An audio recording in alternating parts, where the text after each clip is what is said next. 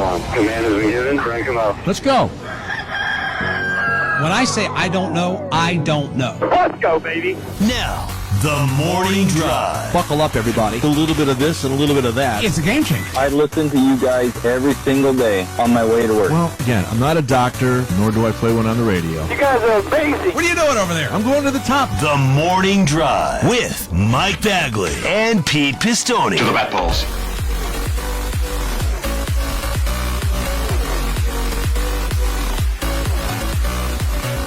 Sirius XM NASCAR Radio Channel 90. Live and on the air for this Wednesday, April 19th, 2023. That's sacrilegious. Mike Bagley here in Del Marvelous, Studio 1D. We've got Pistol Pete Pistone in the Paisan Palace in Chicago. And we've got the world's #1 crab cake hater, Sammy Agee, in Studio 134 of the Beltway Bureau in our nation's capital. We welcome each and every one of you to this Wednesday morning. Happy hump day to you, Triple P. Good morning, Bagman. Good morning, everybody. Happy Wednesday to one and all. We are halfway home here on the TMD work week, and you never know what we're going to talk about here before we hit the air at 7 a.m. Eastern time. And apparently now we're talking crab cakes and baseball games. Yeah, because that and along with football, that's what Maryland does. Sammy revealing as the Open is rolling. Well, Sammy's going to the Nats and Orioles game tonight over in guess Nats Park is where you're going. Yeah, they're playing here. I'm not making the trip up to Camden tonight. No, I'm not going to Baltimore. on a Wednesday. On a Wednesday? On a Wednesday? And So then is he's it like, I think I'll get some big, some nice ballpark food. I'm like, crab cake? And he's like, I don't like crab cakes. I'm like, what? I like seafood. Is crab cake like a ballpark? I'm sure they serve it there, I would imagine, right? I don't know if they serve them at Nats Park. They definitely do at Camden. You can get crab cakes at Camden Yard for sure. Yeah. Mm-hmm. So are you going for the most expensive thing on the menu, or what's your plan? What's your game plan? What's the plan? I don't know. I'm actually currently looking at the I'm looking in like the Nationals. If you go to their website, you can go to like specialty food, things like that. We're in the main we're so concourse. focused here on the morning drive. I know, yeah. right? We're looking at ballpark menus right now. Yeah. So I was just What do you looking got? at stuff. I don't know. They've got they've got, you can do like fancy hot dogs. They have deli stuff. Oh, okay. They do have a Chesapeake Crab Cake Company in Section 109, Bagman. I won't be going there, but you can. I can get tacos. They have chili, Ben's Chili Bowl. Ooh, maybe I'll get a little Ben's Chili Bowl, chili dog action. Sorry, Tori. But maybe I'll do that for Tori. My stomach's still not 100%. Take it easy over there. I don't know. I haven't been to. I'm craving like just a good hot dog. I want a good hot dog, so I might just get like a regular ballpark hot dog. But then I kind of want to get something slightly extravagant because I keep seeing all these pictures of like ballpark food and stadium food and stuff, and it's not. I'm not going to a game just to eat. But if I can get something mildly okay. Well, that's just a rousing endorsement there. Mildly okay. I'll give it a whirl. Why the heck not? Give it a try. I would say that maybe like do they have like souped up nachos or something like that?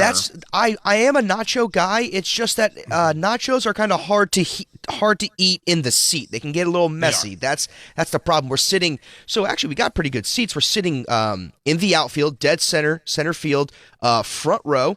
In the outfield, 48 with fees, $48 a person. Now the Nationals are terrible, but because it's like a kind of a close rivalry game, you know what I mean, with it being the Orioles and the Nationals, like I think the tickets are a little bit more expensive. So we're right in the front row. I'm a seat snob like that. I prefer to sit in the front row and not have anyone in front of me. If I have the, There's nothing wrong with that. I'll spend. Yeah, sure. There were seats behind us that were with fees like $41 a person compared to $48, and I was like, honey, it's $7 and it's it's a 3-row difference. Why not just sit in the front row? Maybe a ball comes in, I can steal a baseball and maybe get ejected from the game. You never know. I would hope I don't get ejected, but Just don't fall on the field. No. Well, actually, can you fall on the field? I'm going to be watching Sports Center. Sports tonight. Center. Yeah, right. No, because I think then Davey would have to come in early tomorrow to bail me out for work. Look at you, always the company man. Yeah, I'm not Attaboy. trying to get arrested or anything like that. But so anyway, so we're sitting in the outfield there. So I don't know if nachos are good. I don't know. I'm gonna have to do some finding. We are gonna hit the bullpen though beforehand.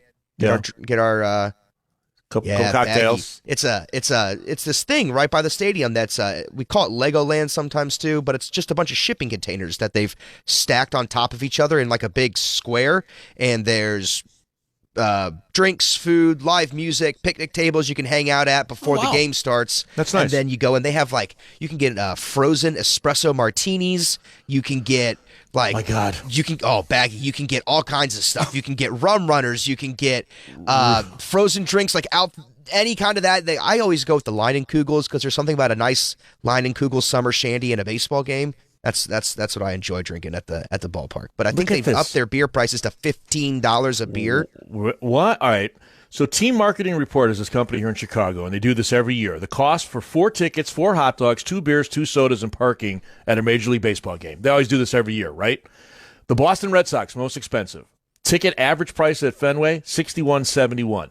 If you take a family of 4 to a Red Sox game with what I just said, you're going to come out to an average $324 to go to a baseball game. Now, if you go deeper down on that list, Philadelphia, I think, is in the top 5 because they had it on the news here a couple weeks ago. You got Cubs, Yankees, Astros. 269 average. That is correct. That is correct, Bagman. Wow. Good the Nationals are 279. So you're right in there. It's the parking that probably gets you for the Nationals because there's not a lot of parking down there, and maybe you need to park 4 miles away and hoof it in.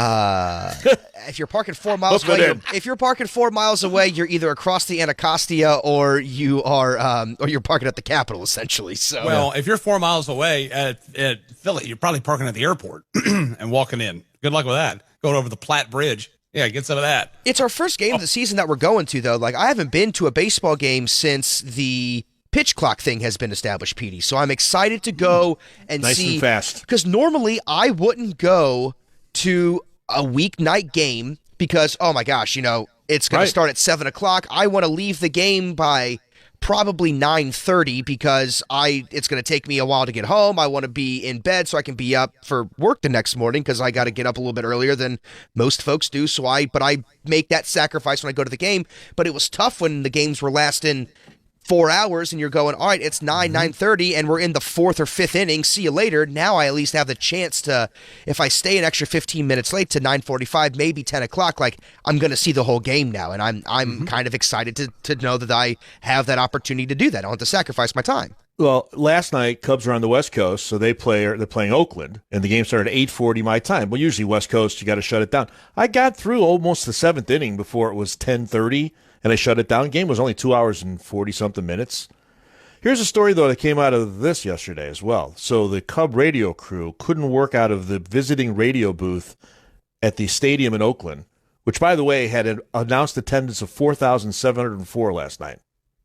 Oh, my God. Are you kidding me? Man. The radio booth at the Oakland Coliseum has been infiltrated by a possum. A possum ate its way through the wall. There's a picture on social media. I'll try to find it. And has basically set up shop in the visiting radio booth. And they haven't been able to find anybody to extricate the possum. And so the radio guys had to work in an auxiliary booth, not the usual place when you travel to do an A's game. Are you kidding me? Not surprised. What's a possum and the A's have in common? They all play dead. It's like, right, look at you go. Where was this material last night on the broadcast? I should have told the guys. That was great. But yeah, well, the one guy said literally, if there were 4,000 more possums, there'd be more possums than fans in the stands. Hey, it's possum night here. Hey, so glad you're with us. Hey. Can't swing a dead possum without hitting a fan here. No. So anyway, we'll have a good time. I don't know. I haven't zeroed in on going to a game yet. It's still a little early here. With the fickle weather here, I can't pick up an April baseball game. There's no way. It's toasty here right now, so we're good. Go for it. Baggy, all packed up, ready to go. I know you got a busy day, and then your wheels up to the ATL tonight, correct? I am, and I had to get creative with the packing because I'm taking a lot of stuff with me. I've got the suitcase I'm going to Atlanta today, and then Friday to Talladega. Back to Atlanta Sunday night, Atlanta Monday, home Monday night, or Monday afternoon, evening. Got the CPAP, got the case of equipment to do the show from tomorrow morning and Friday and Monday, and then I got my backpack. So literally, I am weighted down. So I had to bring out I got to check bags, all that stuff. But anyway, the weather is going to be kind of unique because we're going to have the warmest of times, but we could have the chilliest of times at night as well. Tale of so two we're cities. in that go between. So you need a little You need some cooler clothes. You need some warmer clothes. Super speedway binoculars, the hat, turn bag, all this stuff. So got that all packed up. That's all by the door. And I get to Atlanta tonight about 7:15. So by the time I get everything all buttoned up in the car to the hotel, checked in the room, probably be about 9 o'clock tonight. And then we'll do TMD tomorrow and Thursday and Friday from Atlanta. And then I pick up Streaks and Alex at Hartsfield, and we hightail it west over to Talladega. And we've got a triple header. We're doing ARCA and Xfinity on Saturday, and then we've got Cup on Sunday. So Busy boy. To it. Going to be a fun weekend. Fun weekend. Now, a little peek behind the curtain. In the last couple of years, when you travel, and I've done it a couple of times, sometimes you'll do the show with the kit you mentioned from the hotel room, right? You just log in there. Well, we're not the only ones that do that. There are other media people that have been doing that now. I think COVID created a lot of this. Well, I don't know if you saw this story, but Brian Windhurst, who is the NBA reporter for ESPN, he was on the road. I think he was at one of the NBA playoff series. I forget which city, but he was doing an early morning hit on ESPN from his hotel room. Same idea. It's got the same setup. He got the pounding on the wall and the keep it down there by the neighbor. Which is like when I do it, I know you're the same way. You're like, oh my gosh, I hope the people next door don't hear me. You bang it up. It's like, good Lord, on a Friday. I'm surprised that I've not gotten it so far. This hotel it's coming this week now. It's coming for sure. It's coming at some point. This hotel that I'm staying in is the one that I normally stay in when I go to Atlanta. And its walls are kind of thick, and the room they always give me butts up to the hallway by the elevator. So it's like I'm not totally covered by people. I just have them above me and to my either left or right, whichever one I get. So there's also a barrier room because it's a larger room, and that's okay for this weekend. But there are times where I've been in hotels, I've held my breath. Because to your point, especially on a Friday, at about 8:49, when I'm yelling, bang it up, and neighbors next to me and around me. No one said anything, though. Yeah. No one has said anything.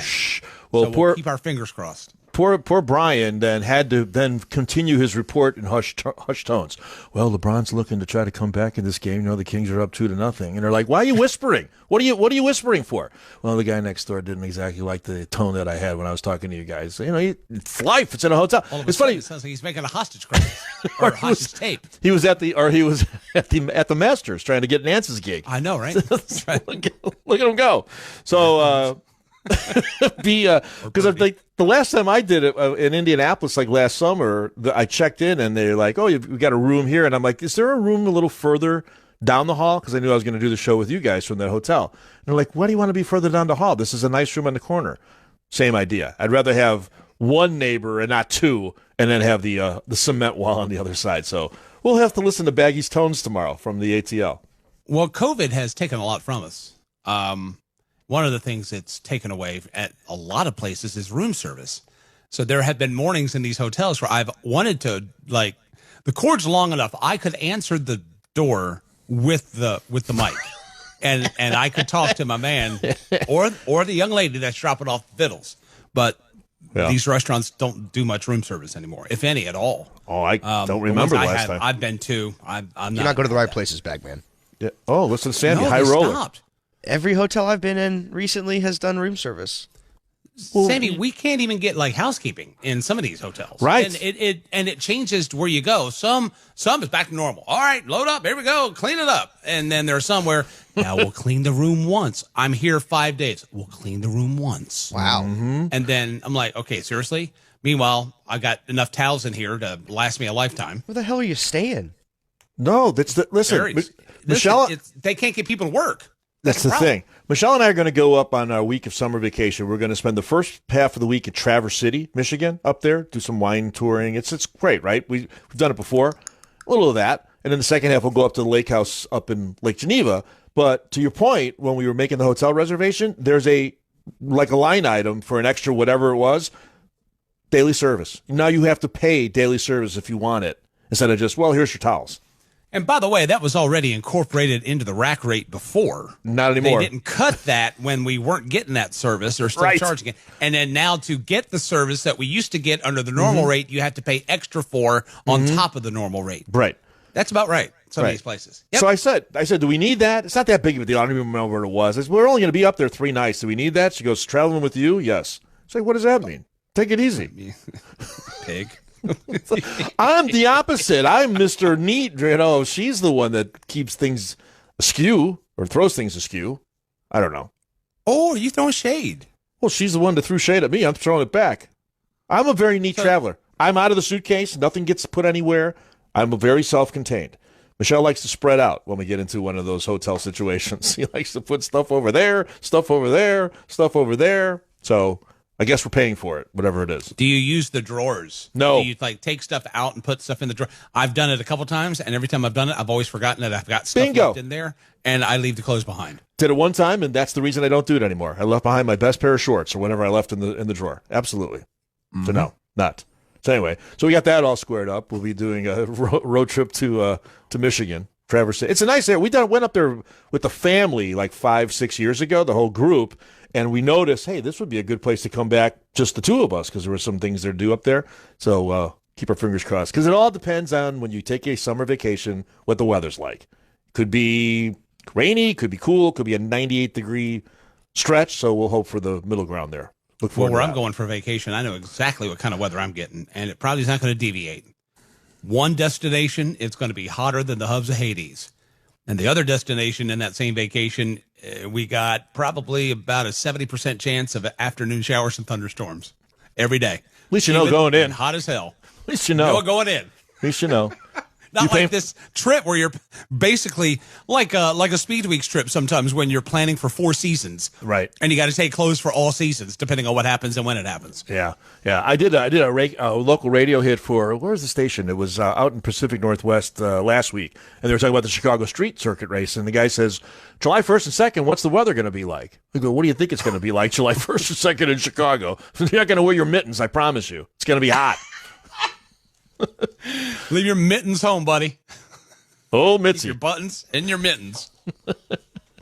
Coming up, bottom of the hour, I'll give you headline check number 1. Had some news break loose yesterday that we'll bring you up to speed on and we'll talk about together. Pistol Pete's Power Rankings as well, coming up this morning at 8 a.m. in the East. Coming up at 8:30, we'll visit with Jeff Andrews, the president of Hendrick Motorsports, on the heels of the Kyle Larson big win over the weekend at Martinsville, getting ready to go to Talladega. Got the calendar coming around 8:50. Ben Bayshore, John Hunter Nemechek's crew chief, will join us at 9, of course, in the NASCAR Xfinity Series. Coming up at 9:30, Big Country, Austin Hill is going to stop by. He's been very successful of late on big racetracks. We'll chat with Austin as he's getting ready to go to another one in Talladega this weekend. And, of course, we're with you here until 11 a.m. Eastern Time. We'll take your telephone calls this morning at 866-PIT-LANE. We'll also take your tweets at SiriusXM NASCAR, hashtag TMD NASCAR, which is brought to you part by the NASCAR Hall of Fame. NASCAR Hall of Fame is the home of legends where you can explore the past, the present, and the future of the sport we all love. Plan your next visit at NASCARHall.com.